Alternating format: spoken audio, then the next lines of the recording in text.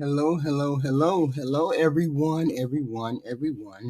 Please come in and hit the like button, please, and thank you.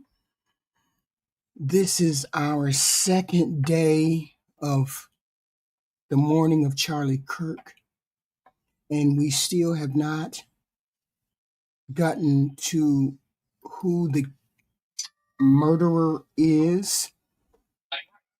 Okay, we have not done that. We have not done that yet. According to police records, they recovered a high-powered bolt-action rifle, believed to be the weapon used. They have seen a person of interest and has been identified from surveillance footage, okay? Multiple images released show someone wearing a baseball cap, sunglasses, long sleeves, carrying a backpack. So this person definitely seems as though they planned everything down to the wire. They have a $100,000 reward for tips leading to the person. They say they may be college aged and they can definitely blend into a crowd. Looks like I can't tell whether they're young or not. According to the pictures, white, male, thin, and it seems to be targeted. Okay, came from a rooftop of about 200 yards away. Okay, so there is no suspect in custody. So let's listen to some of the reports. As the race to find the person who gunned down Charlie Kirk intensifies, we are now getting into what happens next. Prosecution, death penalty, legal liability. What are the biggest impacts of this killing? We are going to bring on a major guest to discuss this. One of the best legal minds on TV, CNN senior legal analyst, Elie Honig. Welcome to Sidebar, presented by Law and Crime. I think it was targeted like it was a professional hit. The person is cleaned up a lot. Usually we find these people within 24 hours, right? Because they're so reckless with what they're doing. They haven't thought it out. They're thinking it wasn't a pro, or he wouldn't have left so much evidence. Definitely. What evidence did he leave? As far as I can see, he left footprints and a picture. Jesse Weber. All right, so let's continue the analysis of the shooting of Charlie Kirk at Utah Valley University. As today, not only did the FBI release a brand new photo of a person of interest in connection with this killing and encouraging those who have information to call 1-800-CALL-FBI. By the way, in a separate post, that picture looks like every other white boy, tall white boy with a baseball cap, sunglasses, and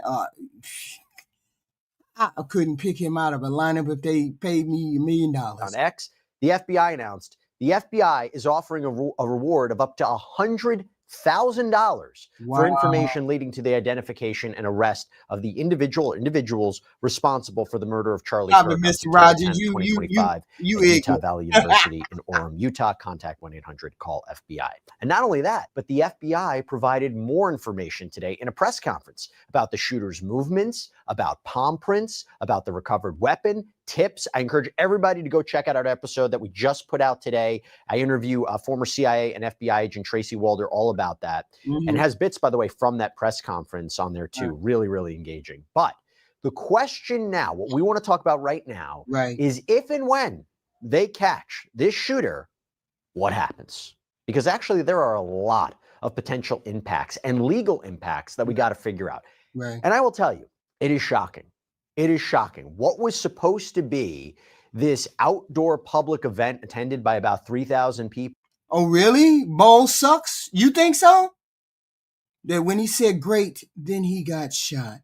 Wow. I don't know. I heard it was a Palestinian connection, an Israeli connection. Wow. Where this conservative activist and Turning Point USA co-founder was going to just debate those in attendance, regarding politics and culture and societal views. Instead, it turned into absolute violence. That's what I'm thinking, Triple X. Like an amateur may not be able to do that. I don't know. depending on the wind trajectory, all that. Secret Service sucks ass.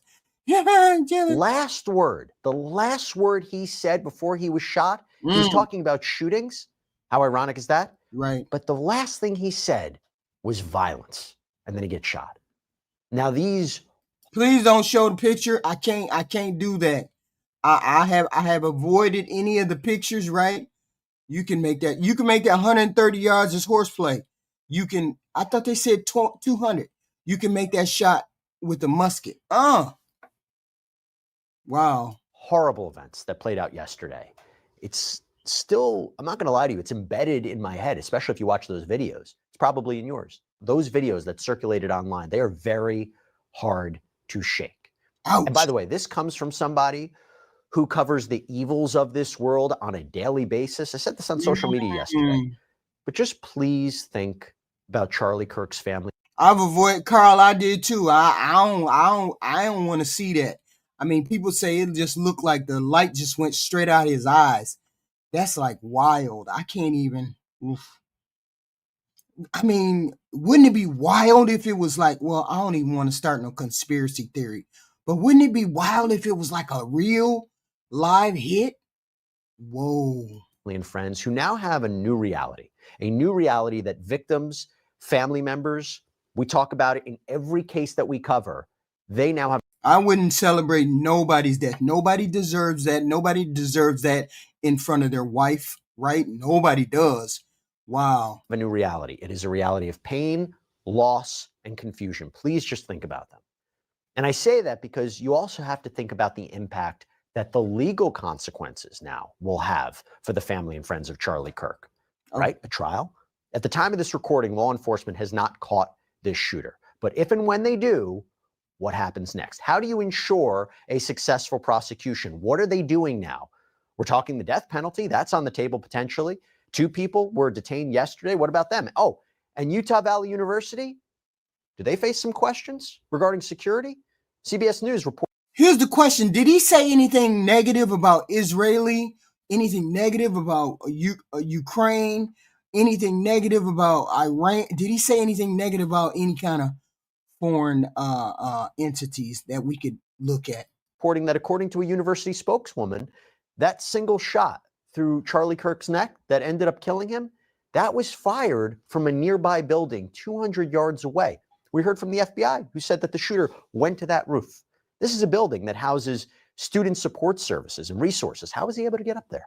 I say all that, but now I want to bring on any. How was the person able to get up there? He supported Israel. Oh, supported Israel. Okay. How was he able to get up to that building he just mentioned? It was over 200 yards. Incredibly special guest to Sidebar, somebody who hasn't been on here before. I'm going to talk to him about the potential legal consequences, the impact here. We are joined by who I will say, in my opinion, is arguably one of the best legal analysts in our business. One of the best I've ever seen. CNN senior legal analyst Ellie Honig, who previously, by the way, worked for 14 years as a federal and state prosecutor. And most importantly, the reason we were able to get Ellie on here today is because he is the author of an incredible new book. He gave me an early copy. Do I feel special? Yes, I feel special. Yeah, but why would he ask that? He said, how was he able to get to that college building or whatnot? You know how they lock down buildings, when they have somebody on campus sometime? I don't know how he got called. Let's start to right now. When you come at the king, inside DOJ's pursuit of the president from Nixon to Trump. And Ellie Honig joins me. Yeah, guys, come on. I need you to do the likes. Please and thank you. Please and thank you. We are in here for, the information. Please and thank you. I would appreciate the likes. Please, I need you to get me to 100, at least 100 likes or so. Please and thank you. I appreciate it. We finna listen to, some more information about Charlie Kirk. Please and thank you. I ain't going to no sucky CNN. I ain't finna go no. We ain't going here. We please and thank y'all. Give me a like. Double tap to like the video. Please and thank y'all. Yes. Rest in peace, Charlie. Right here, Ellie. So good to see you. Thanks for taking the time. Thank you for having me. Thank you for that very kind introduction. I mean, you and I, by the way, share the distinction of both being Dan A. You said all he had to do was get to the maintenance ladder. What does that mean, Tater Tot? Explain yourself, please. Abrams fill-ins, right? When on Sirius XM, and I will get calls sometimes where they'll go, Jesse, it's so great when you fill in. I go, well, close enough, but that's the other guy. You don't just say thank you. Sometimes I just roll with it. I don't even respond. I'll take it. But thank you for that. And by the way, we'll talk more about Charlie Kirk's scenario. Yeah. But I totally feel the same way as you. I'm physically disgusted by what happened. And you're right that you have to think about the victims here. I mean, I've prosecuted. Oh, I like that blue hat. Murder cases. I've seen scenes. I've seen autopsies. You name it. And it's deeply traumatizing. And I wish people would respect that. And you talk about killings all the time. You talk about crimes. To see it, I mean, we don't always get video proof of the killing, right? A lot of times we don't even have the crime scene photos. What we saw yesterday, I am praying that his family never saw it. I agree. It was really tough. You can't stop people from posting it, but the social media sites can take it down. By the way, we've been trying to capture all of these pressers. Pharaoh, for real? I don't know, Pharaoh. I mean, I don't know. You don't think so? Oh, okay. And announcements as quickly as possible. And one of the things that can help us is something called Claude AI and their new product, the Note Pro. He said, what they say?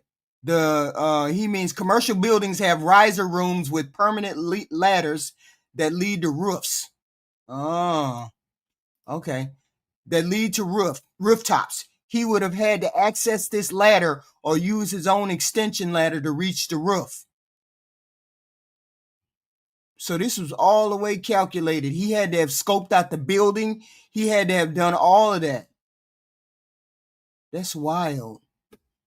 That's why, yeah, this is definitely something that's planned. Definitely. Come on.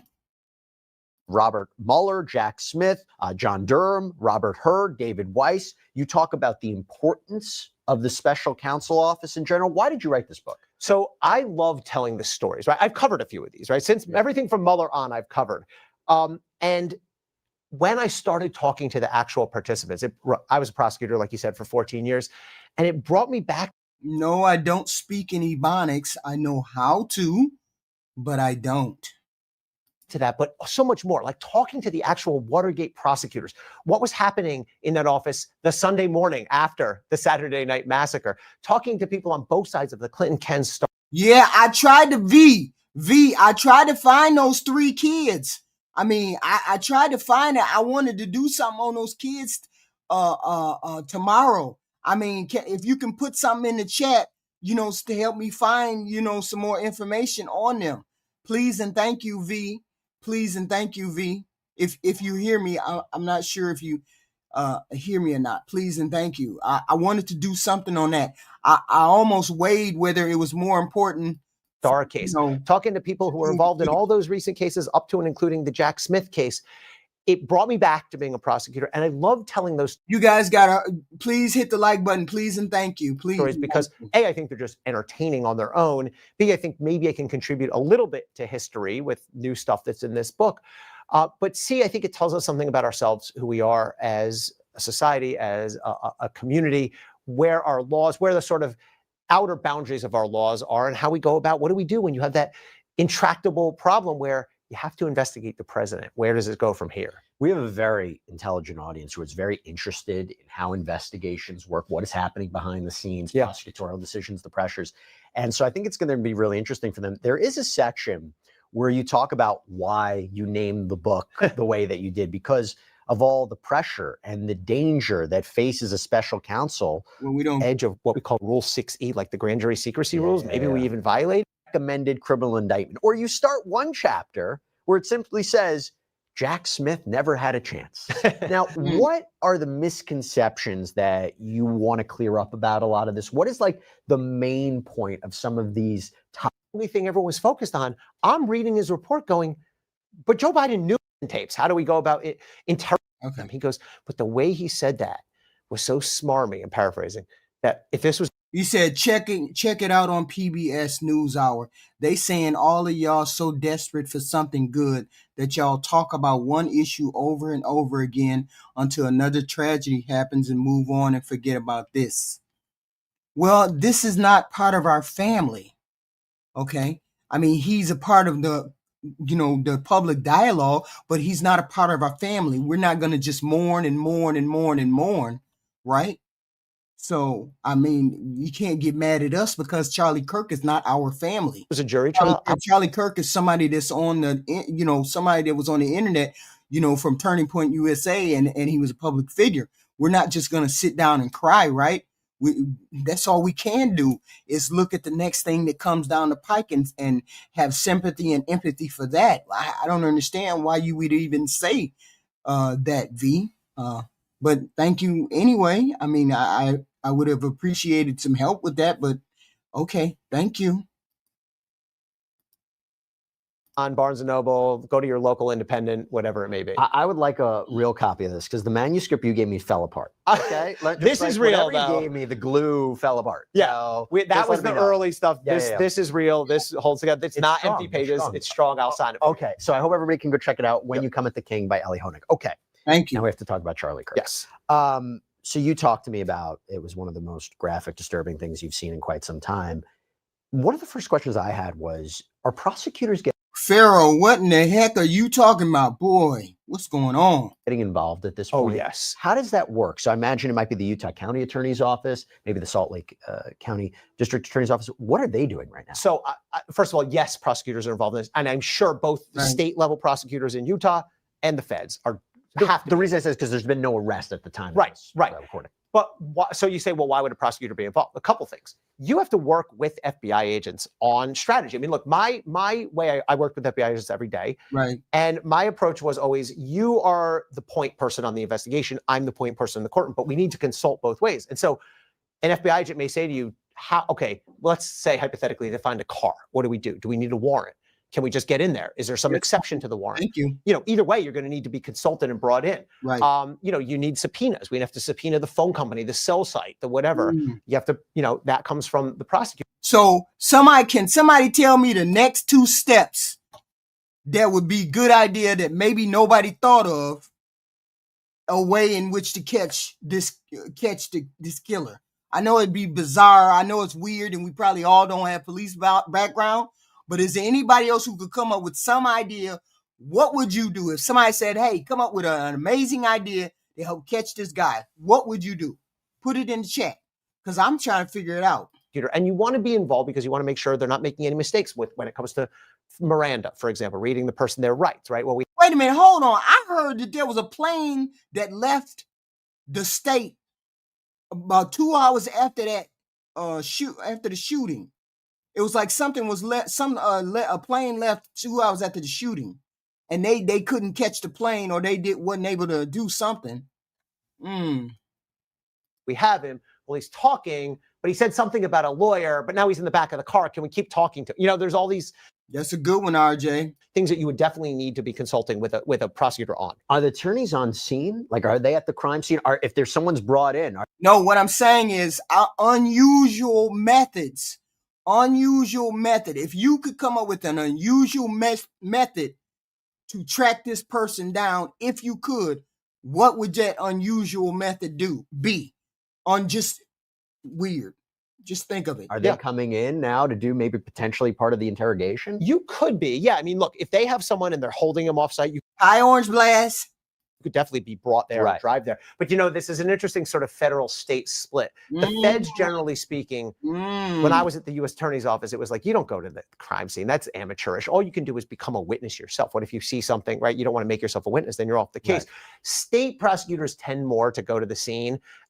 There's a good debate about whether that's smart or not. But look, if they said we have someone. Wait a minute, when was the shot? The shot was right here. The shot was right here, right after this.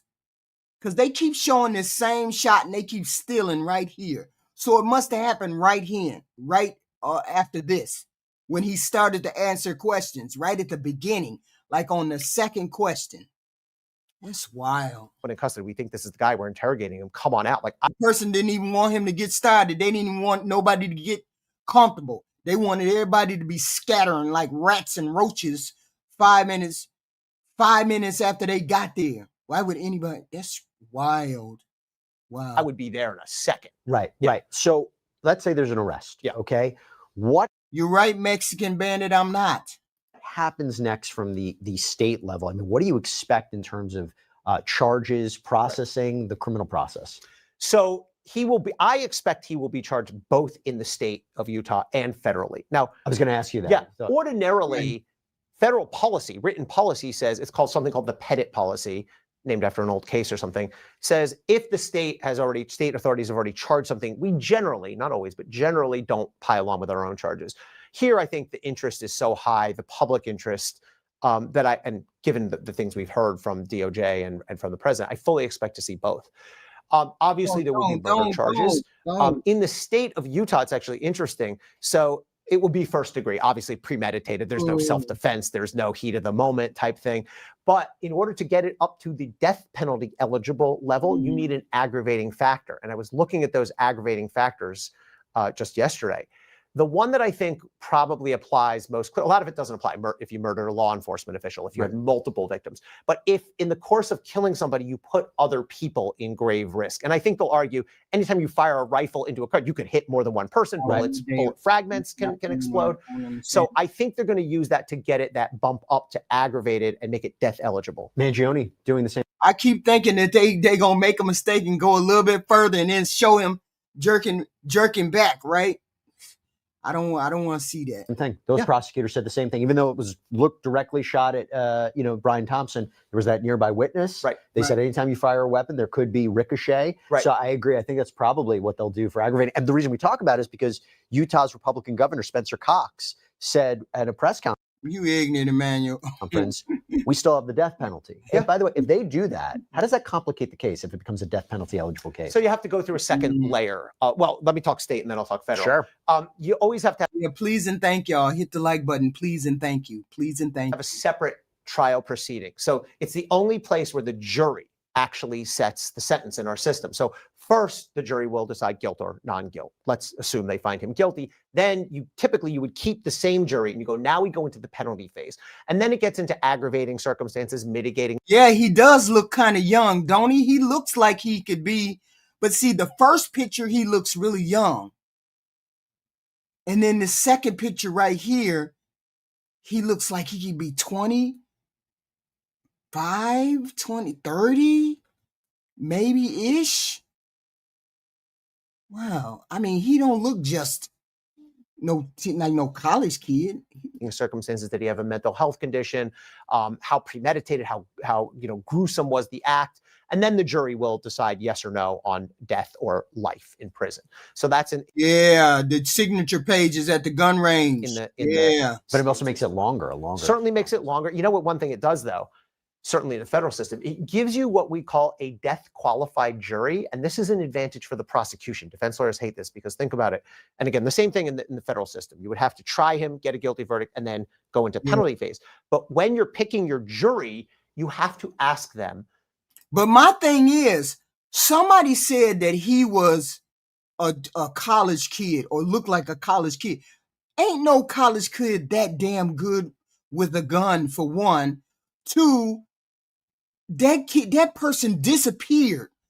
The only thing he left was a picture. He probably couldn't get rid of the security camera, but other than that, he didn't leave no more evidence than that. That ain't no college kid. He's more than a college kid, and he don't even look like a college kid. He looks older than that. Check the toll records on highway. Yeah, north of. Are you capable of recommending the death sentence on a fellow human? And if the person says, no, I just don't think there's any circumstances I can do that, they're out. So think about what that does to your jury pool. If you're a prosecutor, great. I only have They train like that? Really? Kids? People who say they're willing and able to impose the death penalty. Defense lawyers hate it because they go, you're throwing out my best jurors. My best jurors are people who say I could never kill another human. So look, I don't know if there's a way to avoid that. I guess you could bring in separate juries, but federally they don't do it that way. DeRay, he look older to me. DeRajay, he look older to me. What would be a federal charge? Mangione, they charged him Hey, murder. he look at least like 27, 28 to me. He don't look like no teenager, no college student. Definitely older than that. Through stalking. Right. Is that, something similar? So the thing is, and I think this could be a problem. Lord James, please don't spread that kind of stuff. That's dangerous right there. And nobody spread anything about, we don't know who did this. This was a person with mental challenges who did this. Please don't spread those kind of things. We don't know. We're keeping abreast of the investigation, but don't say it was Dems or Republican. We don't know.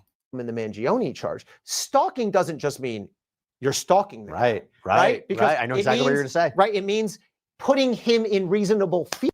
Well, we already know that empathy is a real emotion, so that's a non-starter. That's exactly right. So, like, I don't know how Brian unless there's some evidence I'm not aware of, that Brian Thompson, the person who Luigi Mangione shot, was like, Keith. You're right. Knew he was being stalked. So, in a little side tangent, Yeah. I just was at CrimeCon and we talked about this. Yeah. There is an argument that between the first shot and the second shot of Brian Thompson, he knew he was about to be killed. Wow. That has been a legal argument. So this is different. This was one shot to his neck. Right. I think so too. I think he disappeared quick. Now you all know that most people get caught within 24 hours, 48 hours. They don't have no clue beyond his finger, his shoe stuff, and that picture. No clue past that. He could cut his hair bald. He could. You don't know what that man could do. But he had security. He talked about death threats. Right. Let me give you a couple other possible federal hooks we could see. Yeah. It depends if the gun was possessed legally or not. If the gun was a sawed-off, if the gun had a defaced serial number, which happens quite a bit, then it becomes illegal. If you starting rumors, Keith Williams, stop that. That I've never heard Hillary or Obama do anything in the last 4 years or when he got elected. He was a felon, this person, prior felon. There are various ways that this person becomes an illegal possessor, federally illegal possessor of a firearm. In which case, then it will. Look at him again. He look young right there, but he don't look young right there. I don't know. He look really thin though, really thin. Will be using that illegally possessed firearm to murder somebody. So let's wait and see. I mean, he could be out of the country by now. He looked like every individual. He looked like every other white boy that done walk down the street. He looked like every other white boy that walked. Don't nobody know what you can't tell. You look at him. He looked plain as day. He looks older. Look at the jawline like this. He looks older than 21, 22. He looks like he's 27, 28. The details about the firearm are going to matter a lot. That's number one. Number two, if he did it, I'm not seeing another federal. Yeah, he's wearing something underneath his clothes. He looked like he's wearing something. We can't tell, but I think it's a bulletproof vest, which means he's thinner than what he really looks. Oh, that's why it's hanging off his body like that. Crime, but it could be if he did it to advance some other federal crime, or if there was a crossing of state lines involved. It's going to be important where the guy was from, what his path into Utah was.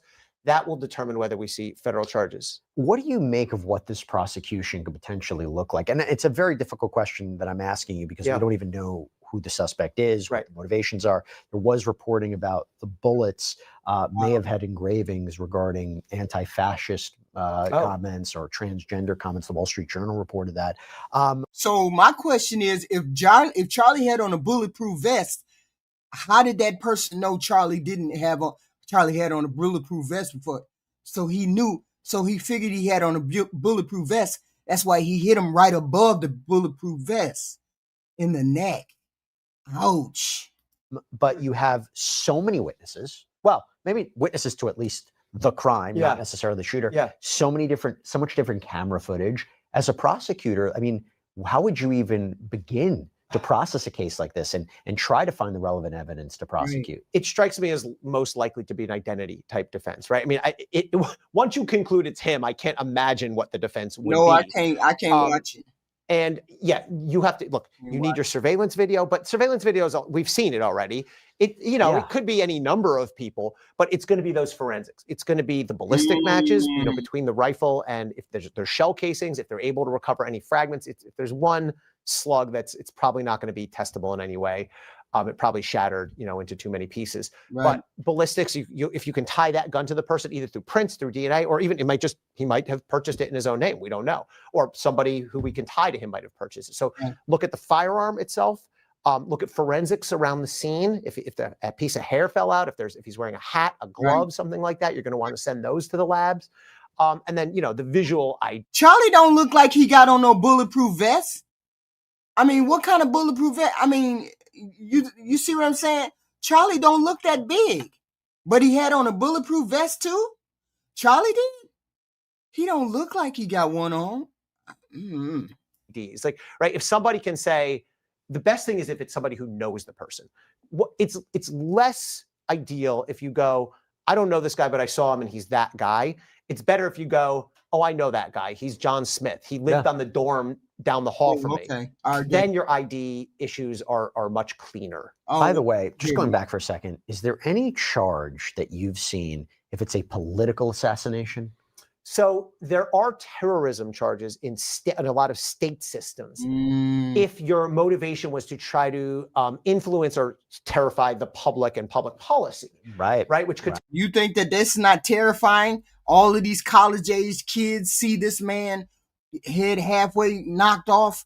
You think this ain't terrifying? This is not terrifying for people to see? Of course it was made for maximum terror. Right. But the thing to keep in mind, federally, this is a bizarre wrinkle, but yeah, the suspect had on a wounded veteran shirt, which basically means nothing. He could have got that from an army surplus store. Federal law has a definition of domestic terrorism, which this seems to satisfy to me. It's that basically, if you commit an act because you're trying to influence or intimidate. Okay, I'm gonna wake up. Policy. You let me know when I wake up, okay, Keith?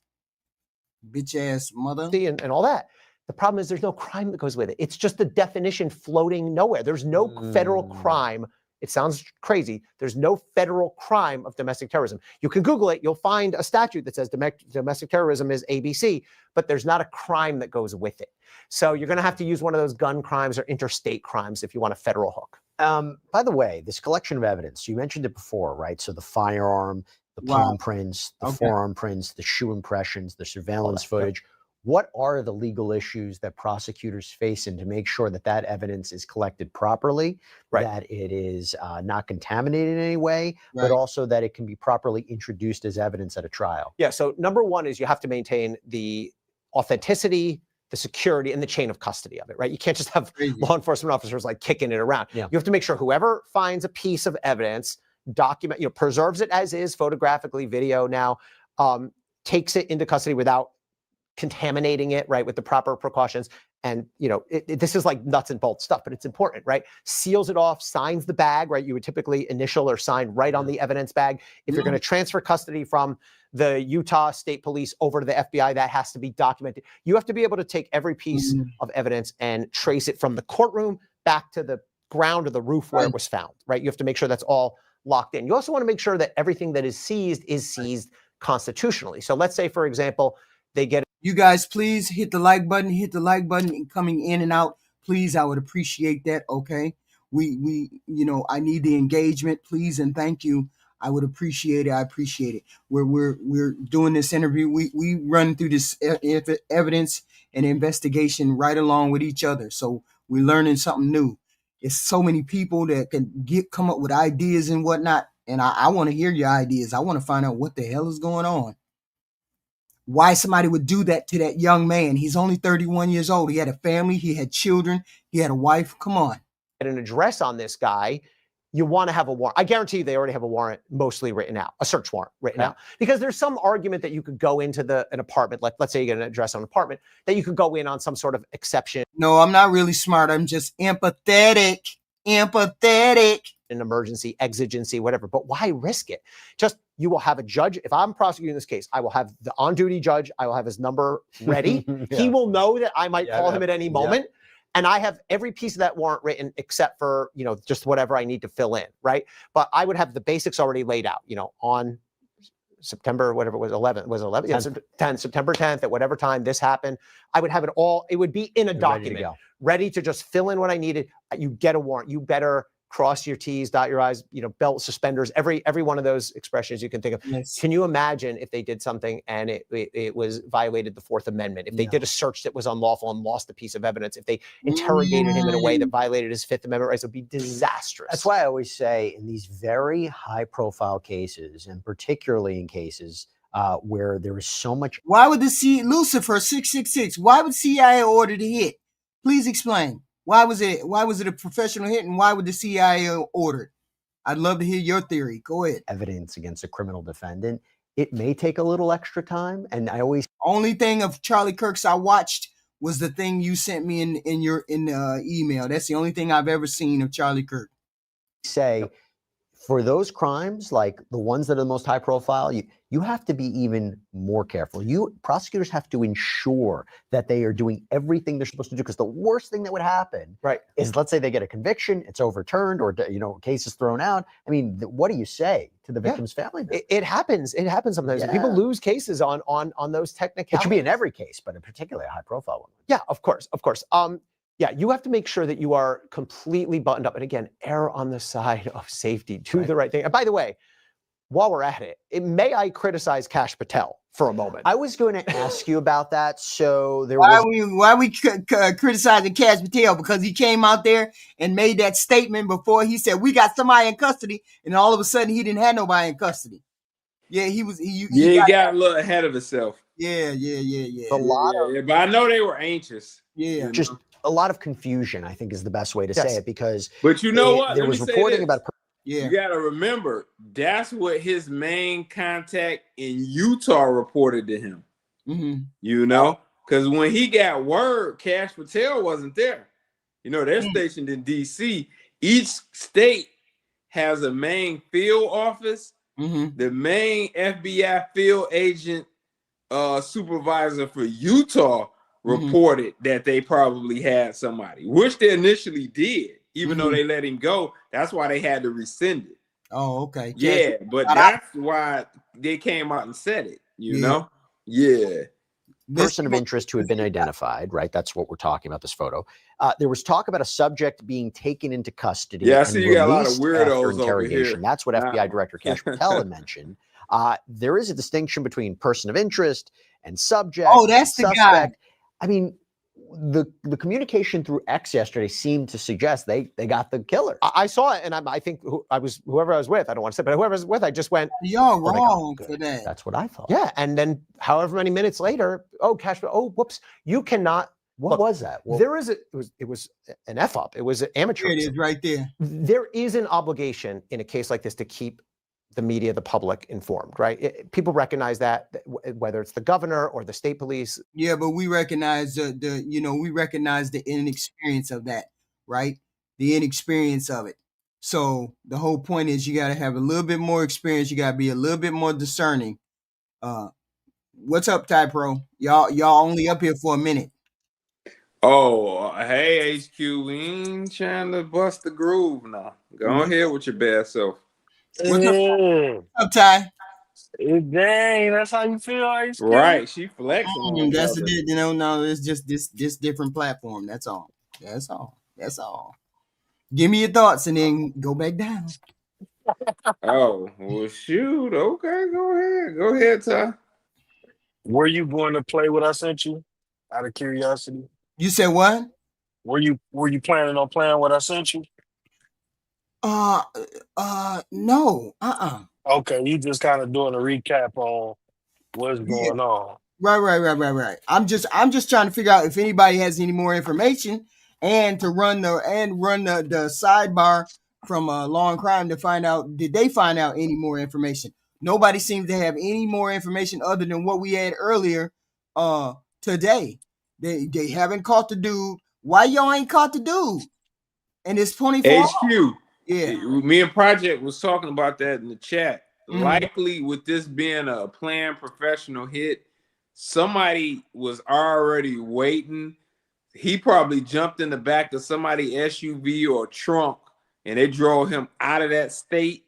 And that guy now is on the opposite side of the country or out of the country. Very likely.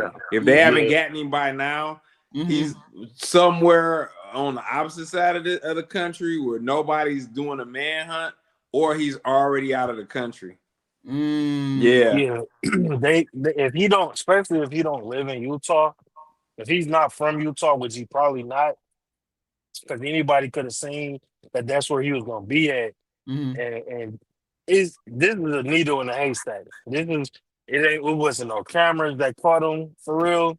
Needle in a haystack. He could be anywhere. He could be in Canada. He could be in Mexico. He could be in Europe. He could be gone. Like, yeah, they missed a plane. I do know they missed a plane. A plane left within an hour of the shooting, and they missed catching that plane. My prediction, I heard that too, but my prediction is he left in somebody else's car and they were driving. Yeah, that's my prediction. Because a plane is too, right? Because you have to document everybody on the plane. Yeah, that's too easy. Yeah, they can intercept the plane on the opposite end. Exactly. If that's probably what they did. But more, you in Utah, it's nothing to just go a state over and catch a plane in that state. Yeah, they could reach out to their FBI contacts over there and say, hold that plane when it lands. Yeah, so he could be on the road. So more than likely, he got driven out of there. He got driven out of Utah, and he wasn't on no plane. He wasn't on nothing that could record him. More pictures of him. We haven't seen any more. Yeah, he right after it happened is likely he left and went through an area that may have been a little bit off field, off vision from cameras, and because he went through the woods. Remember, that's where they found the gun. And then at that point, he probably had a checkpoint with somebody waiting with a car, and he got in the back of a trunk or back of somebody's SUV, and they put something over him and they got him out of there. Because cars are constantly moving around. So why do you think it's a professional hit? Why do you think? What's your why it's a hit? Or go ahead, Ty. Why do you think it's a hit? Oh, I was gonna say it just looked firing a sniper at a target 50 yards away is not easy. That's not something you just do. To perform a dead shot, a kill shot 200 yards away, one time, one shot. That's definitely you know what you're doing. You know what you're doing. He was perfectly timed.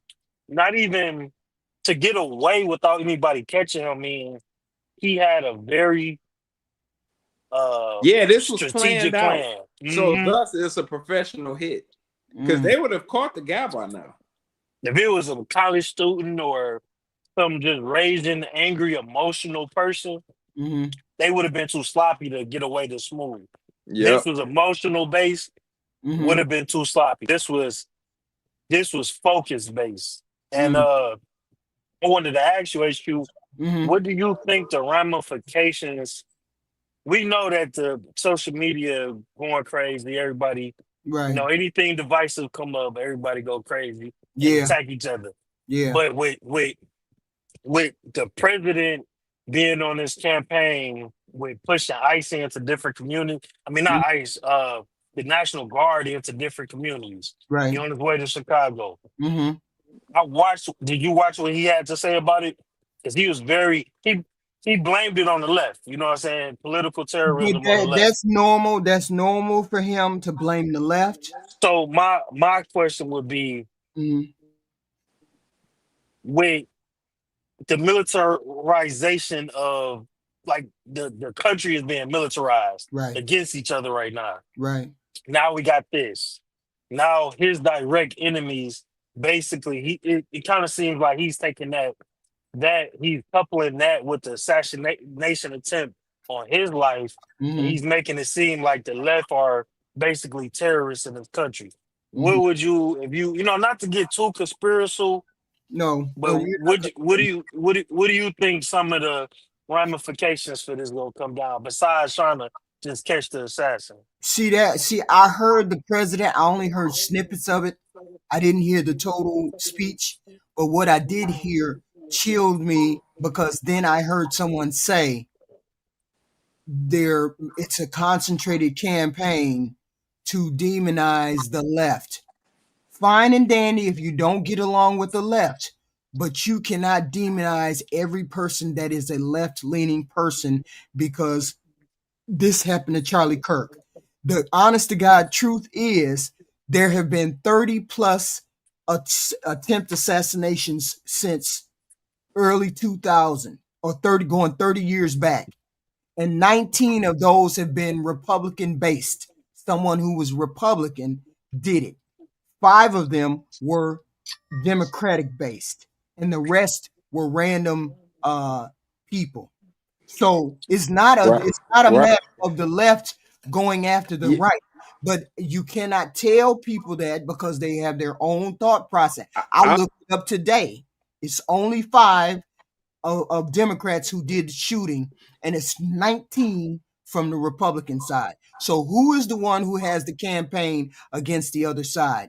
I would say, I beg to differ, that it's the Republicans against the Democrats. And now we have a president who's actually vilifying the Democrats. I think we have a problem. Hey, I'm curious as to who do you think was behind this? I think it's professional. No, I said who? Yeah, but someone put him up to it, though, is my point. Yeah, it's a professional hit, but who hired them is my point. Listen to this. What happens if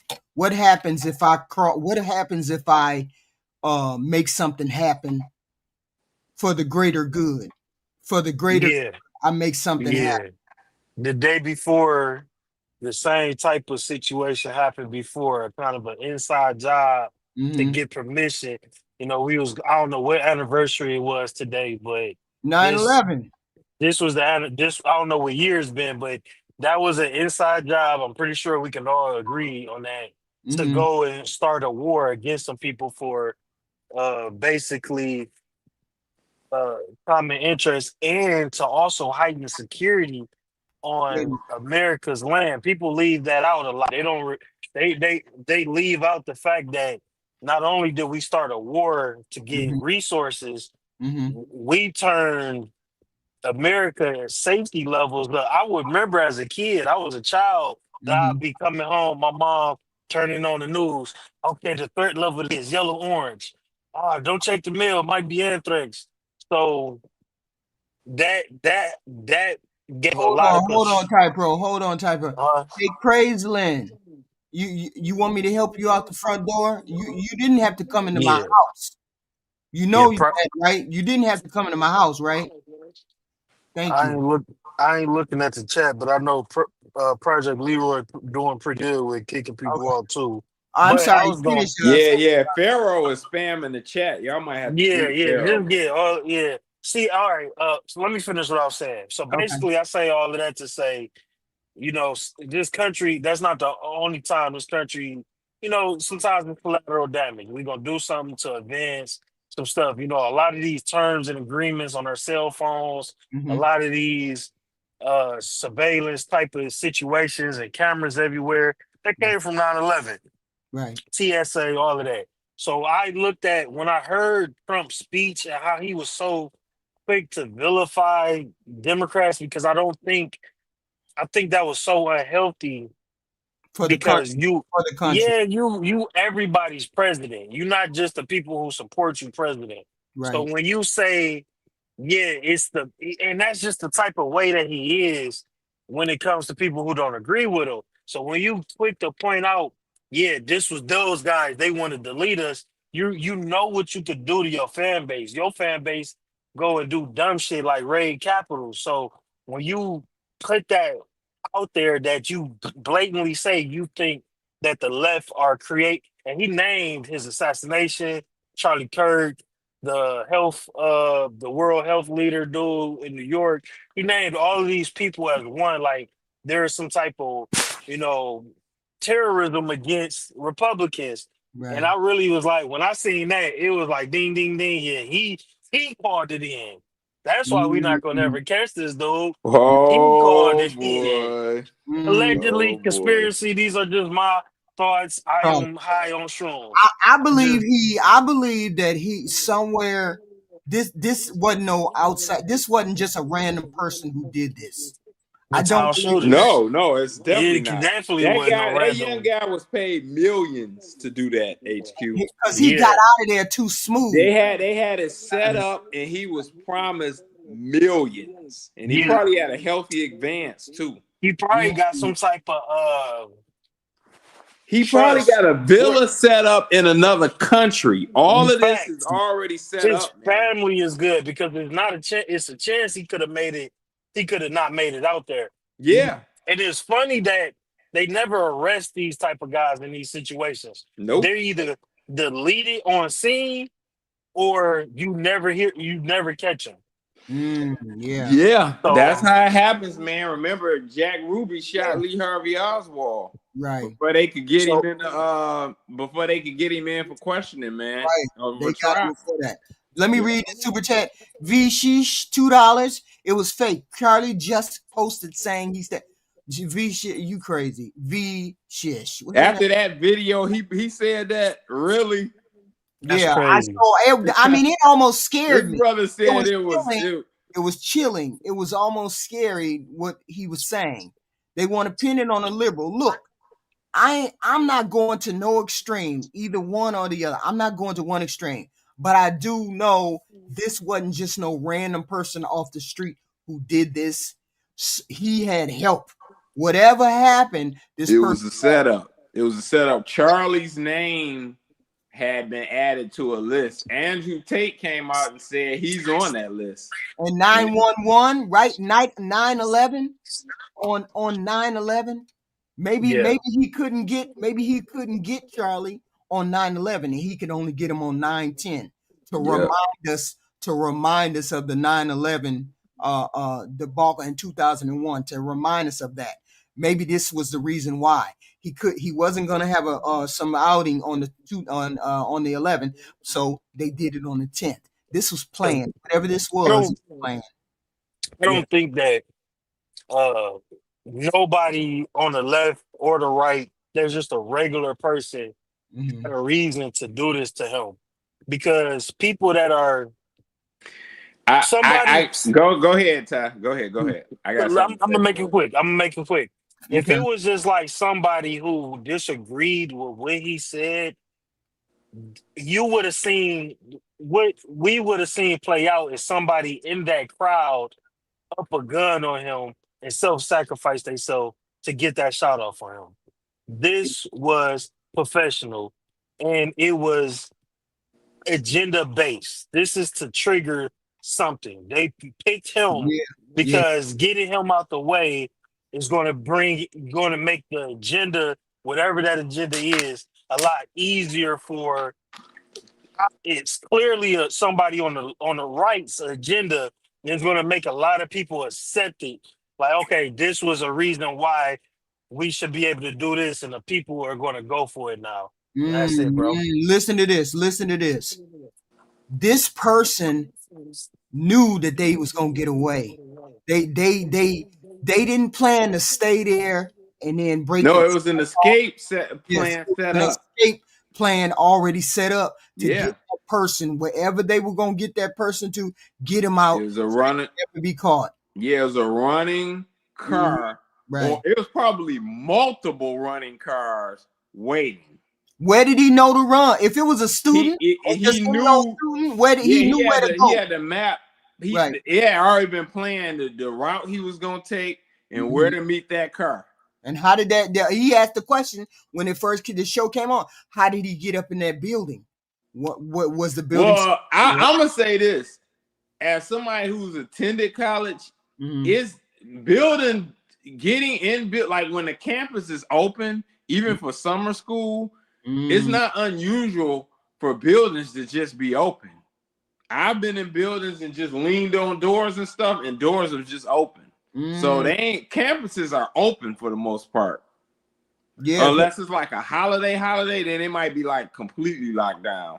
I'm right. TK, I don't believe he worked alone I don't believe he worked by himself neither.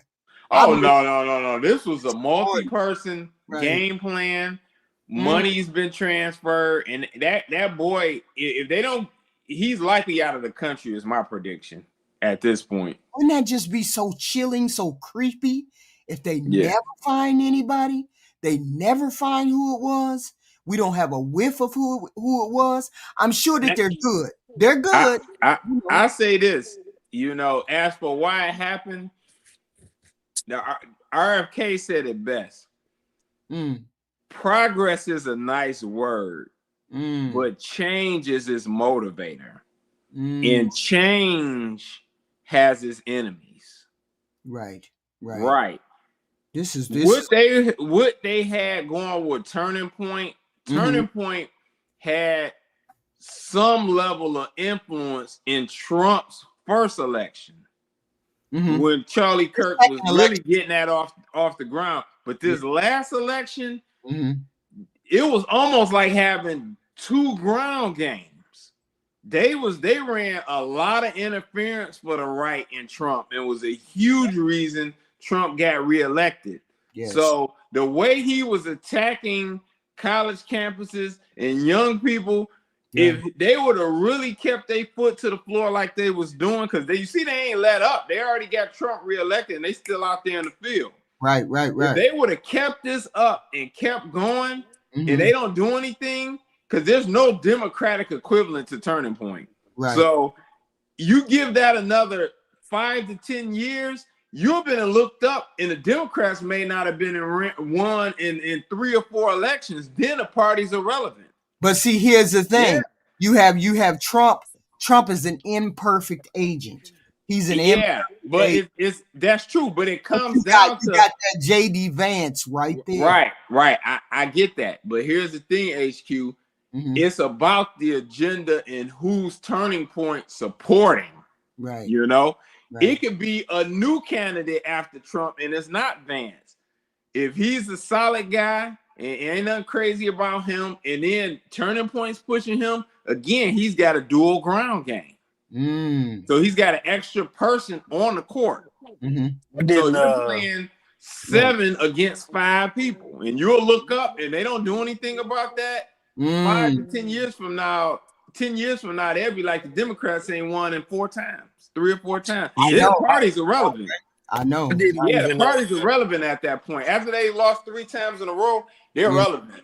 Right. Yeah, they need to stop talking about putting somebody up there. Then they'll be talking about disbanding the party and splitting off into independent stuff. That's why they need to do what they need to do right now. They need to come out with somebody that they can stand behind, that's a strong proponent of the things that they want, the Democrats want. If they don't come out with somebody soon enough, they're gonna be. Now we got a martyr on our hands. The problem, that's a fact. He is a martyr. He's a martyr now. Yeah. The problem is with doing that, he would have to be, because to really get the core American support, a lot of the things and agendas the Democrats are pushing are contradictory to that. So that's why it would be difficult. When you're talking about pro-choice, you're talking about transgender rights, all of those things. Like you know how I know one. It's a slippery slope. Now that you mention that. Yeah, I was reading a little bit. I didn't see no videos today. I was just reading a little bit, just a little bit about Charlie Kirk. Yeah. The one thing I noticed about everything about him, and I'm able to pull information and then calculate it in my head. Charlie Kirk talked about trans what the hell are they called? Transphobia. No, the people. Transformers. Yes, transgenders. Transgender. He talked about transgender. He talked about AB. He talked about what the hell else? I wrote it down too. He talked about black crime. He talked about black crime. He talked about the culture wars. Yeah. Without giving me any kind of solutions. But the one, and he talked about abortion and all of that. But the one thing, if he was such a nice man, if he was such a nice person, and he was all about America, why wasn't he talking about the poor people?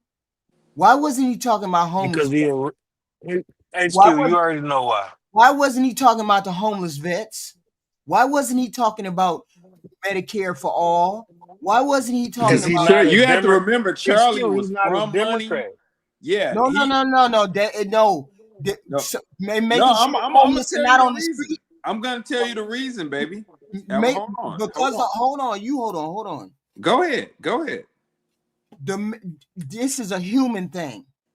I thought he was a minister. I don't disagree with it, HQ. What I'm simply saying is many, I ain't saying everybody from money, but many people that are from that sort of background, that's simply not their jam or their interest. You know, is it right? No. His interest was to talk about transgender. Exactly. So his interest was to divide and separate us instead of bringing us together. HQ, this is what I was saying yesterday. Charlie Kirk is no Malcolm X now. Go ahead. I'm saying, you know that I will take information, I will let you feed it to me, and it will come out the way that I understand it.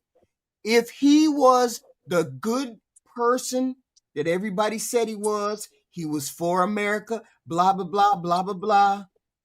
Why wasn't he talking about the things that help the collective? HQ, why you think I was talking the way? Why you think I was talking the way I was talking yesterday to Almost and Glorious? Because they under this delusion like he's a Christian family man and he's a good guy. His message was taken out of context, and I love licking his boots. His boots taste like chocolate. Wait, hold on. Who is the Mick Bluffin 26? I want to help you out. I want you to find somewhere to go. You want me to find you somewhere to go? Get him out of here. Mick Bluffin? Because I don't tolerate disrespect in any way, shape, or form. Because I don't disrespect other people. So I don't expect you to disrespect me. HQ, when you stream vertical like this, like you're doing, you are in a different algorithm. So random people that it's like being on the YouTube, TikTok. So when you watch vertical videos, you're going. That's the biggest way on YouTube to be exposed to new creators, which is good. That's good that you're doing that because you're getting new eyes on your channel. Because people are just scrolling. If they watch a Charlie Kirk video and they see your thumbnail and title, you're going to be like the second or the third video that they Wait a minute, hold on. Let me explain this. I am not disrespecting Charlie. You did not hear me say anything negative about Charlie Kirk. Please understand that. Don't put that on me. I asked the question. I have never heard of Charlie. I've heard of Charlie Kirk, but I have never heard any of his content.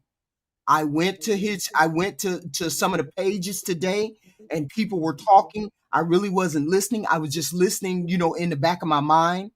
And then people were saying he was talking about this, he was talking about that, transgender, he was talking about this. And me, with the way I think, I said, wait a minute, isn't he a minister? Well, why wouldn't Jesus say or tell him, like Jesus was a person that cared about the homeless, cared about the welfare of people, cared about this, that, and the other. So why wasn't Charlie Kirk talking about that? Why was he talking about stuff that would divide us? When I brought that up to Glorious Love, she said he was a good Christian man. I said, so are the Ku Klux Klan, and so was the slave owners. Her response was, we all fall short. It's delusion. When that side, that is not the interest is ultimately Charlie Kirk's agenda was to create as white of a nation as possible. That is really what these new neo-Nazi Republican conservative people are on. Yeah, but they may just be needing a different message. I'm just saying, to me, if you told me that the person is a minister, I grew up with ministers. Ministers protect the homeless. You grew up with black ministers. Black ministers. Black ministers and black church is different than white church. Because guess what? The black church has got LGBTQ stuff going on, but that's about it. So I'm saying, the white church got PDF, but that's that's their culture. And that's kind of what I was trying to explain yesterday. Because look, yesterday, when that happened to him, a mass shooting was also going on because that's their culture. I But that, tried but to but find the. I tried to you can. find the tweet. It happens every day. I'm at a Walmart and I'm walking into Walmart. I'm in some real white town in Ohio. I'm like, damn, I gotta be at this white ass Walmart. Somebody Mhm. might come in here and shoot this place up because that's what they do, and they Mhm. don't want to talk about that. And you know what's really ironic? Charlie Kirk was getting asked about violence, Wait a and minute. he, Hold on. oh my God. You should turn on the super chat. I didn't know a super chat was off. Your super chats are on. Stop paying attention to these trolls, HQ, because you got Oh, random people that don't know you from a can of paint coming in here. well, it So would be tell nice if them, somebody could super chat and pass along. tell them to super chat if they want to talk to you because I can Mm. super chat right now. It's on. It's not I off. thought maybe my super chat was off. There ain't It nobody super ain't chatting. no, but you should learn how to stream both ways because this is like the public restroom stream right here. Everybody gonna walk in and out of here, but if you stream, you can stream vertical and horizontal at the exact Oh, same time, and your normal people that mess with you can come to the horizontal stream where we feel comfortable because we have a rapport with each other in the chat and you can still collect new viewers with this mhm. stream. If I'm gonna find a YouTube video on how to do it, I Okay. email it to you. All right, But y'all go down. Y'all go down. I got to finish this okay, for video, sure. and then the video only 5 more minutes, and then we'll see something later. 5 more minutes. Go down, and I want to finish this video. Let me finish the video. Y'all, please hit the like button and please hit the like button and like the stream and subscribe to the stream. It'll be on 10 o'clock. I'm on at 10 o'clock. Sometime we'll go over the daily news, whatever news is here, whatever we got going on. Please and thank you. Hit the like button. I appreciate it. I appreciate it. I appreciate it. And I'm very well mannered or mild mannered. I don't disrespect people. I was not disrespecting Charlie Kirk. I just was going by the tenets of a minister and the way that I was raised, and I thought that's the way it was. So I'm just saying it is what it is. I'm getting fatigued. Let me help you out, Jay-Z. Let me help you out. Let me help you right on out the door. Let me help you out. Let me help you out. 5 million things. Let me help you out. Okay, let's finish. Superintendent, whatever, you do have an obligation to keep us updated.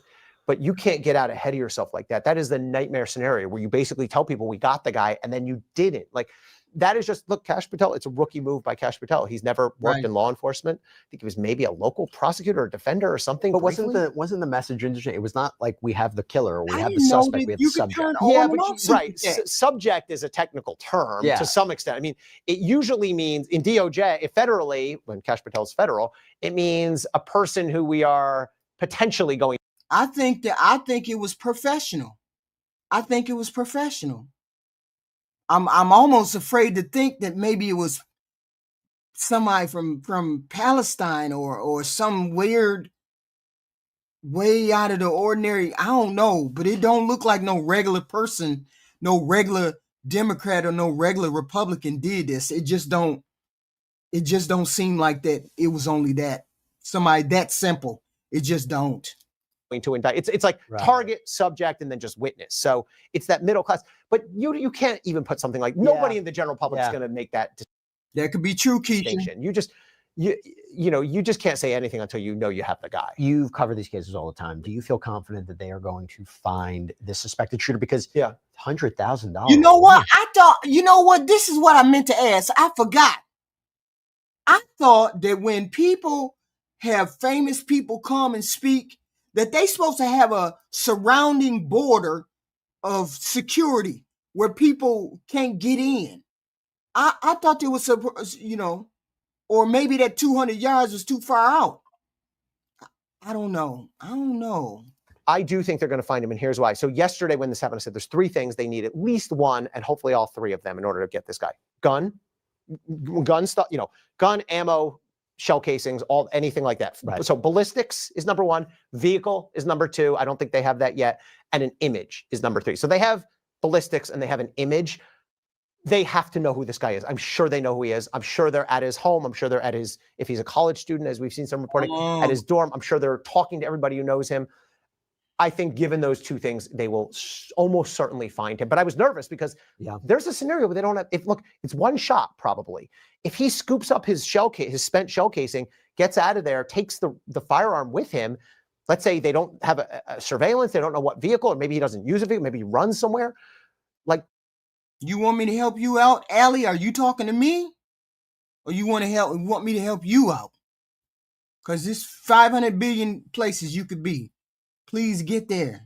There's a way this could drag out, and it still might, but I think because they have imagery and ballistics, they have to know his name. And the movements, and now they put out that picture of the potential person of interest. Okay, that's the criminal side. Real quickly, I want to ask you about a civil side. Why? I'm curious about civil liability. According to NBC, Utah Valley University Police Chief Jeff Long indicated that there were only 6 police officers at this Charlie Kirk speaking event. 6 police officers, 6. That's it?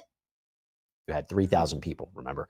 And indicated that, quote, there were some plainclothes officers that were in the crowd as well. You train for these things and you think you have things covered, and these things, unfortunately, they happen. You try to get your bases covered, and unfortunately today we didn't. Because of that, we had this tragic incident. Now, apparently, Charlie Kirk did have his own security team, and there was coordination between Long and Kirk's team leader. But, I mean, I do have to ask, is the university potentially legally liable in a wrongful death, a negligence suit? Because, Ellie, let me just couple this with one more thing.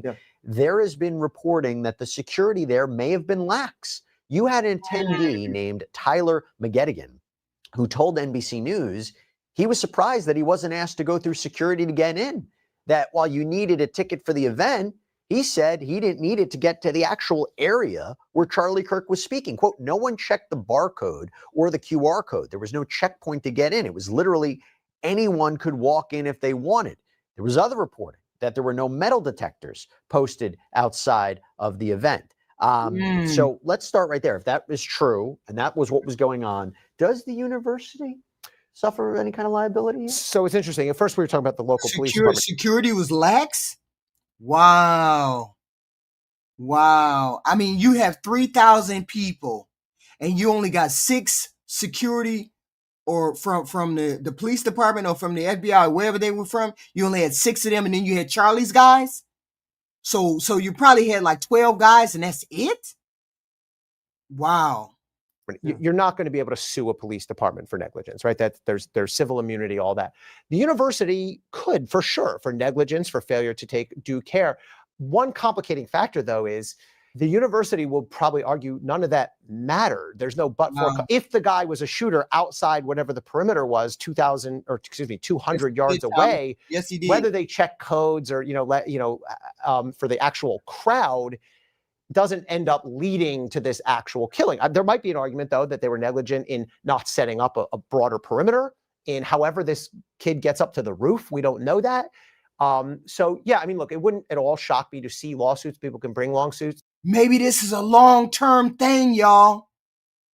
Maybe this is a long-term plot. Somebody just said Charlie would have definitely been the president or ran for the next president of the United States. Not next, but within 10 to 15 years, he would have ran for president. Oh, shit. Now y'all got me thinking. Lawsuits. Hit the like button, please. Against the university for negligence, for wrongful death, even perhaps for some of the bystanders for infliction of emotional distress. I was going to ask you that. Yeah. There is one thing for us to see those videos, but to be in that crowd, to see it, and then flee for their lives, not knowing what was going to happen. Right.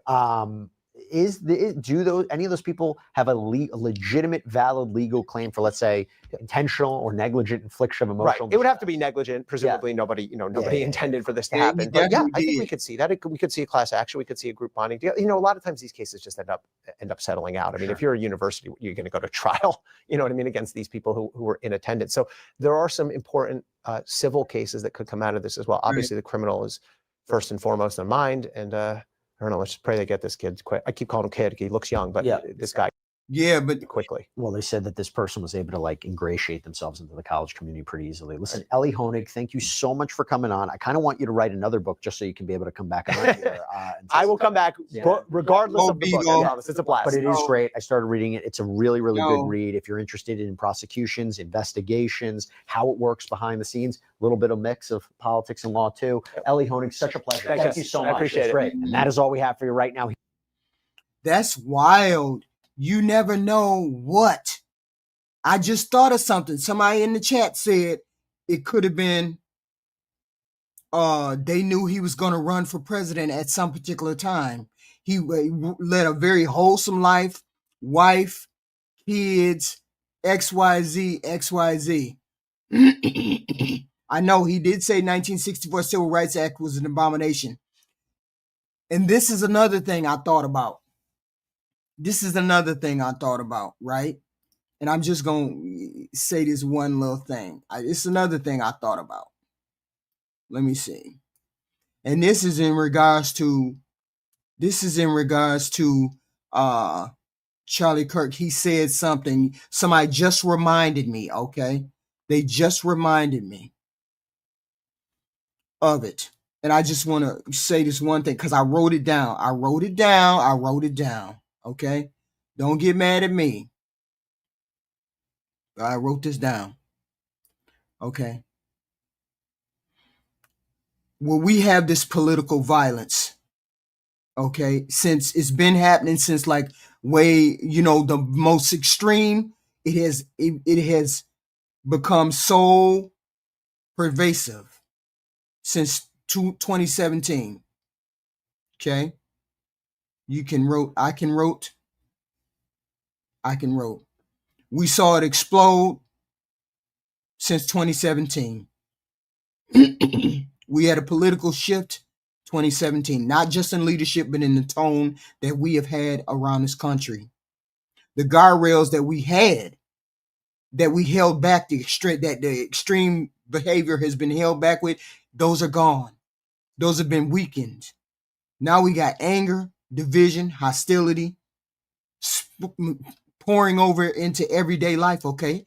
People who once thought about saying something but didn't, now they on TikTok and Facebook and all them other places saying what they want to say.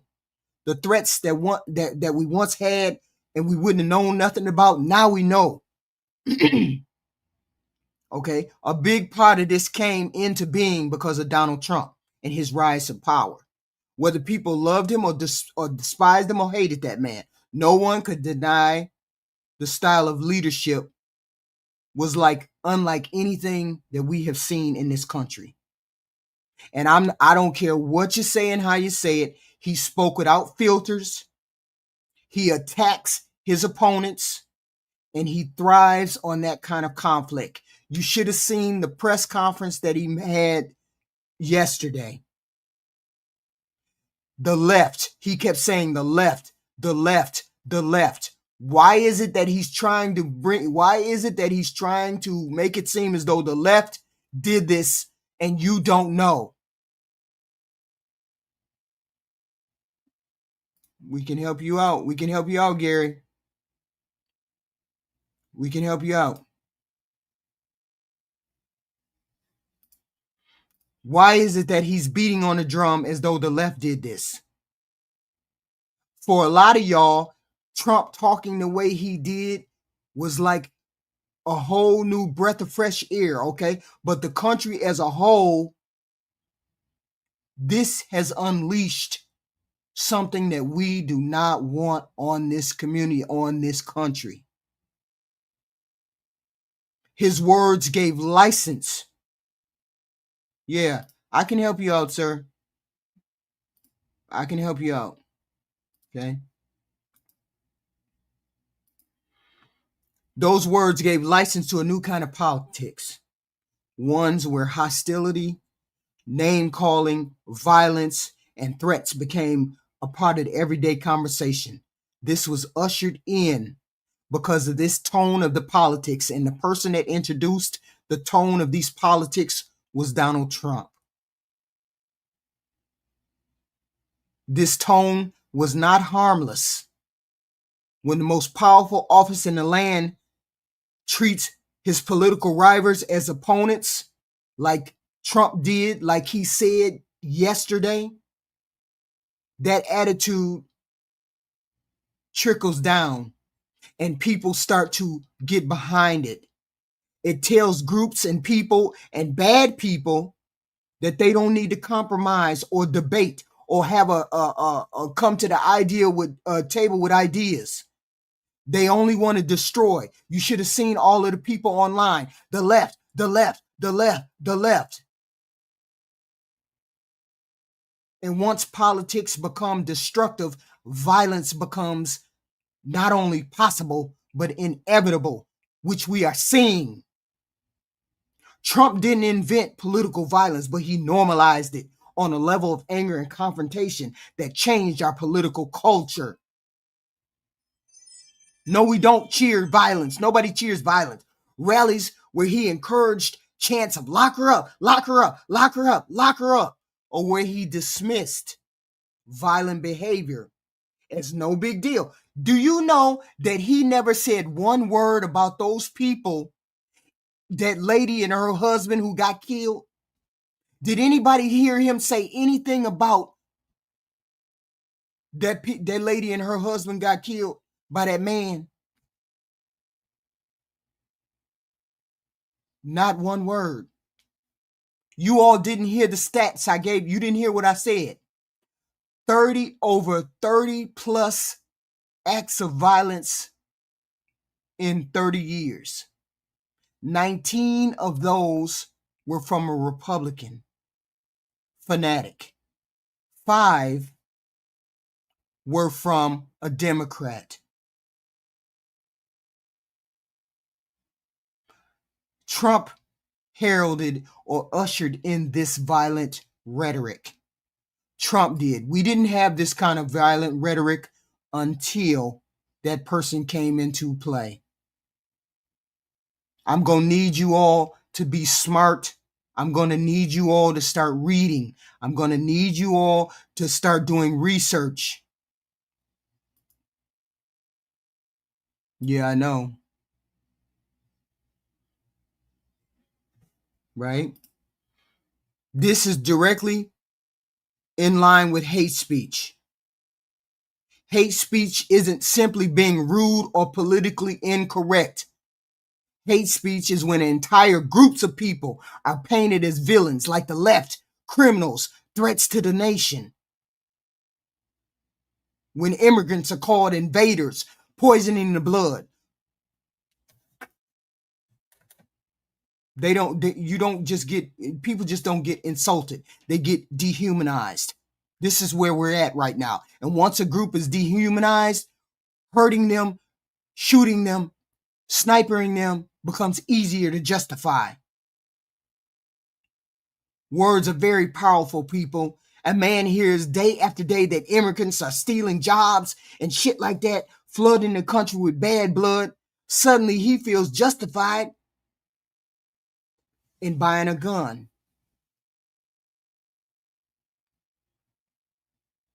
The difference between truth and lies in a healthy democracy. Truth serves as the foundation, even when people disagree. They are at least arguing from the same set of goddamn facts. But today, lies, this president lies at the drop of a hat. Lies are repeated so often and so loud, and just like millions of y'all believe everything. You believe everything that you hear.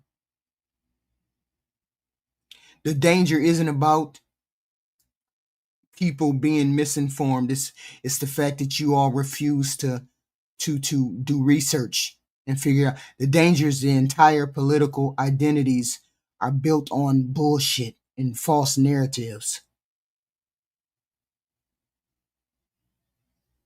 Okay? And there's unprincipled politicians. They know the truth. They know the danger of stoking fire. Trump understands he understands what he's doing. Do y'all understand what he's doing? Nobody said anything about the left, the left, the left, the left. Nobody, no police, no nothing have said anything about the left. And yet your president is out here screaming about the left. Okay. Unprincipled human beings. Okay. Unprincipled human beings.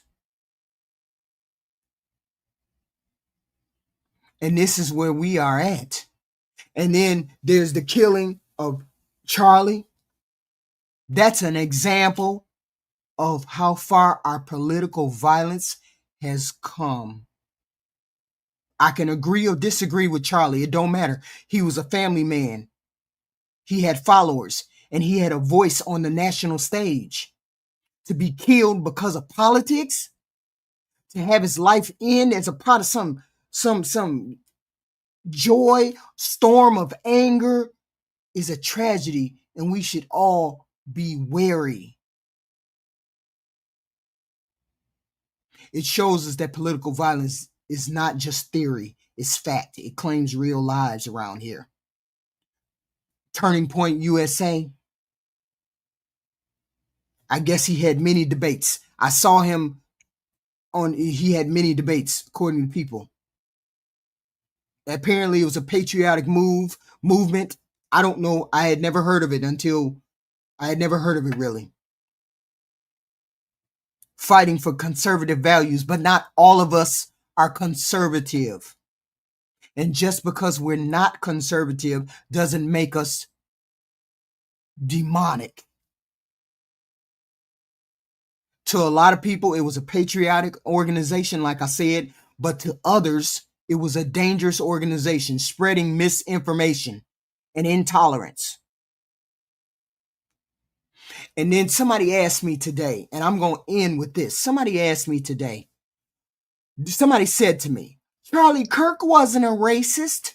He didn't say anything racial or racist.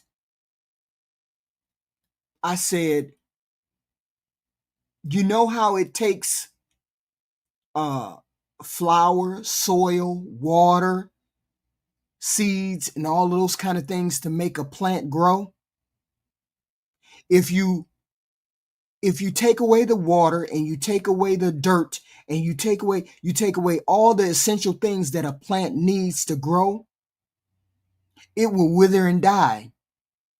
So Charlie didn't denigrate the weed or didn't denigrate the plant. The plant is black people. The soil is DEI. The water was black leaders.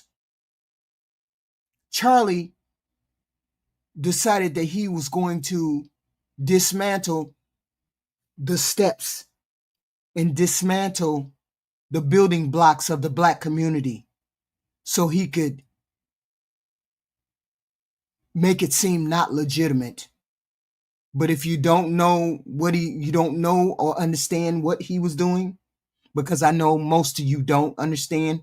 I read about these things. I just never really thought about Charlie Kirk in any way, shape, or form. And this is what my research of him told me. He didn't say outwardly racist things. He just tried to tear down the fundamentals, the systems that brought those people together, the idols that made it possible to be comfortable in black society. He just tried to tear those things down. DEI, affirmative action, Martin Luther King, the Civil Rights Act of 1964. He just tried to denigrate those things to say they were unimportant. And when you try to take away the salt, the dirt, the water, you dismantle the plant. You dismantle the black person. And this is what he was trying to do. I don't care how you slice it. That's the way it was. And I also looked at the fact that he never talked about helping the poor, the homeless, the ones who didn't have Medicaid, the ones who didn't have housing. I never heard him really talk about those things. I never heard anybody say he was talking about those things.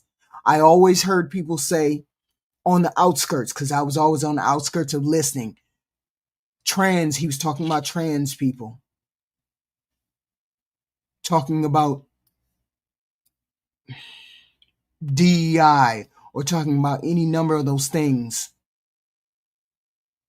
My whole point is, some of you guys thought he was a good man. Some of the other people thought he wasn't a good man. I am going by what the Bible or the word would say. Were you a Christian man? If you were a Christian man, then talking about transformers, I can't keep forgetting the name. Transformers, I'm going to say transformers. Transformers, gay people, any of those things. If you were talking about any of those kind of things, you were stoking the social wars. You weren't talking about helping the poor or the homeless or the indigent or the disabled. You weren't talking about those things. Then I have to put it in context. If you're a minister and you're not doing anything about those things, and you're not talking about those things, and you're stoking social fires, then I have to conclude that you're not a very good minister. And that's all I know from what I read today, from what I heard today. If you weren't talking about things that a minister should be talking about and helping the community in that way, the poor, the indigent, and everything else, then that tells me you weren't a very good person. You weren't a very good minister. Okay. And I tried to figure out why people don't like Charlie Kirk. What's wrong with Charlie Kirk? Never heard anything about him until I heard people talking today. Heard people talking, went over and read, listened a little bit, read an article here or two or there. And then I got a picture of Charlie Kirk. I got a picture of him. I am still saddened that a human being lost his life. I'm still saddened because of that. Because no human being needs to lose their life. But he didn't do his time helping the most people. He just didn't. And to many people, he was a bad human being or a less than perfect human being. But that's okay. His time on this planet has ended. His influence on this planet has ended. Whether that was a good influence or a bad influence. Okay. And I wish him well. Here's the thing. We got to choose unity over division. Courage over cowardice. And we got to choose the truth over the lies, okay? Political violence is not okay. It is a choice. It is a choice. Too many choices have been made to stoke the hate instead of healing the hate. Let me help you out. Let me help you out. I can help you out to chat. I can help you out, Peanut 12. I can help you out. You want me to help you out? Yeah, I help you out. Okay. We can turn this around. We can reject the fascism. We can demand safety from gun violence, gun laws. We can insist on principled leadership. I don't care what you say and how you slice it. Trump should not be on TV talking about the left lunatics because he has no idea who did what. It's embarrassing. It's embarrassing. Okay. That's embarrassing. So, what is it? Project Leroy, Tide Pro, and Triple. If you're still in the building, please come up. Okay. Please hit the link and come up to the chat, back chat, please and thank you. Okay. I need you to hit the link. I'm not putting you on camera. Okay. Okay. Because I got to figure out how to turn on the Cash Apps. I got to figure out how to do all of that because I don't know. And most of the time I am impartial. I go straight down the line, straight down the middle. Okay. But I don't appreciate the president only being the president for half of the country. I don't appreciate it. I feel like I feel like I don't have a president. In a time when we should be mourning another human being, I don't feel like I have a president.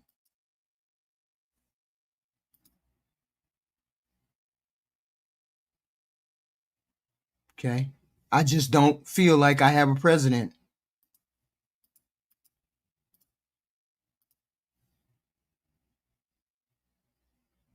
And I wish I want to have a president. Patrick, if you don't understand, please grow up. Please grow up, Theo. Please, please. I cannot have people in here calling me a commie. I cannot have people in here calling me a fat. I cannot. You need people, please grow up. Please.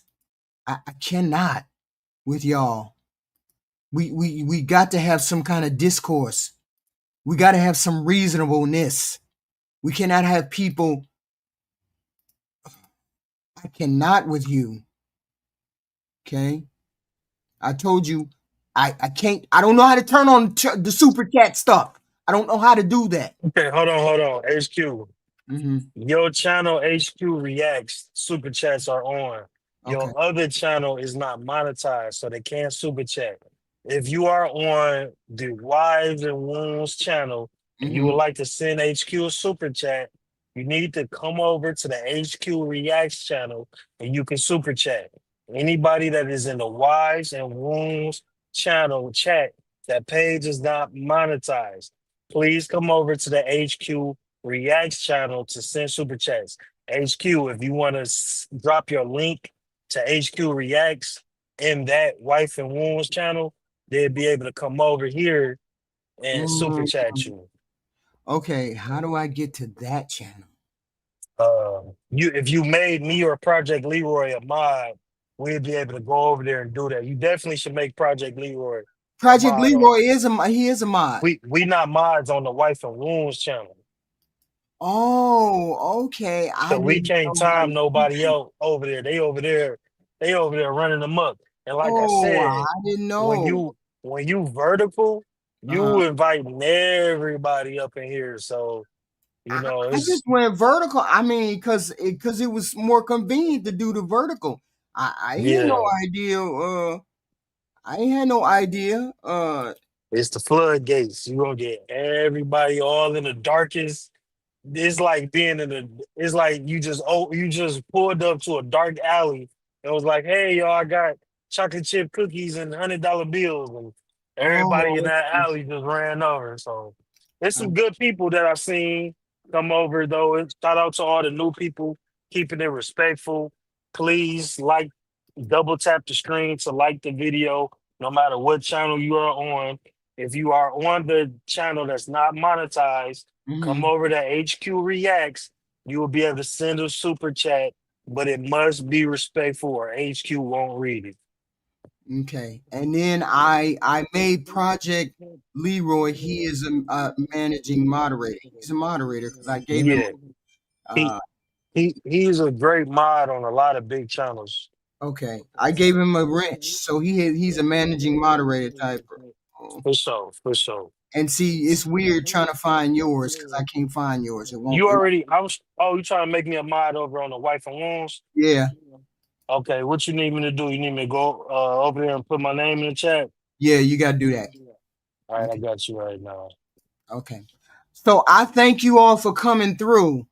I am a down the middle person.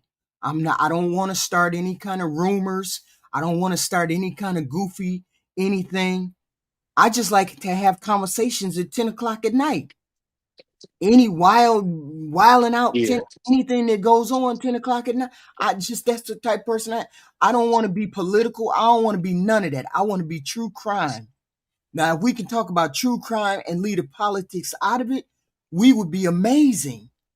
But nobody wants to talk about politics. We always talk about politics. I don't want to talk about politics. I want to talk about people in this space, and crime in this space, and cases in this space. So I'm not gonna do no political nothing over here. From here on out, this is the last time you done heard me do political stuff over here. I'm doing crime over here.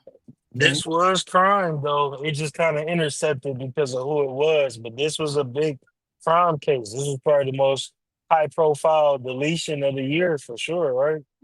So, you did good, HQ. This was a good, you got a lot of eyes coming over here and all that. I got so much smoke for Glorious and Almost. Where's Project Leroy and Triple? Project Leroy. I'm not sure if Triple was in the chat yet, and I don't think Project Leroy going to come up. Oh, okay. Okay, I just need him to come. Oh, okay. I sent you, and no, I have your email. So I'm going to send you, I'm going to close this stream out because I got to close this stream out. And then I'm going to send you an email like in 5 minutes with the, okay. I'm over here cleaning up the chat. Wait a minute. I can't see the other chat? I mean, what am I looking at? I'm just, just nothing. Yeah. I'm gonna send wait a minute. If you come up here, Project Leroy, just come up here real quick. You ain't got to do nothing. And then I'm gonna end the chat. And then hopefully I can keep you both in. Well, you already a mod, so you don't have to come up. That's fine. That's fine. Ty Pro, I'm gonna send you a link in your email in about 5 minutes. Okay. Okay, I got you. It'll be your the one that you sent me the picture in. I'm gonna send the link back in that, and then you can come up when everybody's gone, because then I can do all the other stuff. Okay. I do that for sure. Okay. So you don't have to wait up here. Just wait for the email or your thing. Okay. I got you. I'm out. Peace. So I appreciate everybody coming. I didn't know I don't have you can't do super chats over on the Wife and Wounds channel. But if you go over to HQ Reacts,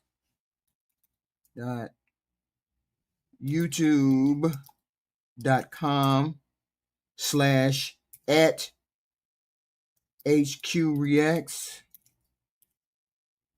HQ. If you go over to HQ Reacts without the doggone, okay, hold on. Okay, here it is. youtube.com/@HQRETSHQ Reacts. Okay. So I think that's the right one. I'm not sure, but you go over there. Please like and subscribe for more content. I appreciate all of you guys coming up. I appreciate it. I didn't know. I just, you all showed up, and I appreciate you coming to my house. I need you to hit the like button, though. I need you to hit the like button out and in, please, and thank you. How much to crack ante? Whoa. You wild. You wild. I appreciate you. Blazing, Typro, Krabby Patty, Yarn Nard, Project Leroy. All of those goofy names that I can't pronounce because I'm too old to do that. But every night I have these lives at 10 o'clock. Come over and act up, do whatever in the chat. We just have to have a good time. But next time we talk, we doing true crime. We ain't doing none of the political thing. We doing the true crime thing. We want to talk about crime, women in wounds, people getting broke off for no reason. We want to do those kind of things. And then we want to hear about what would you do differently? How would you catch this person? How would you do it? What would be X, Y, and Z? This is what I want to talk about. With the world being as shitty as it is, I don't want to concentrate on the shitty stuff. I want to concentrate on the more fun aspect of, okay, well, how do we solve this murder? Could you solve this murder? Are you a policeman? All of those things. Hi, Allie. Erica. Thank you. I appreciate it. I gotta go. If you know me, you know I gotta eat. I gotta eat something. So I appreciate all of you guys showing up. I appreciate it. I will see you next time. What's today? Thursday? Probably Saturday night. Saturday night. Next show. Saturday. I gotta try to find out about those kids that got shot yesterday. Everything was overshadowed by Charlie. I want to find out about the kids, what happened to the kids. So that's probably going to be the next show. What happened to those kids? I appreciate it. with the Palestinian nun talking about how Christians and non-Jews are treated? You have some questions, eh? HQ, please watch the interview with the Palestinian nun. Oh, okay. I'm gonna check it out. Need to get fast. I'm gonna check it out. And all those people I blocked, I'm gonna unblock you because I don't care one way or the other. You can say whatever you want to say to me. I'm a very confident person. You just bye. I don't even know how to say bye. Bye, everybody. Bye.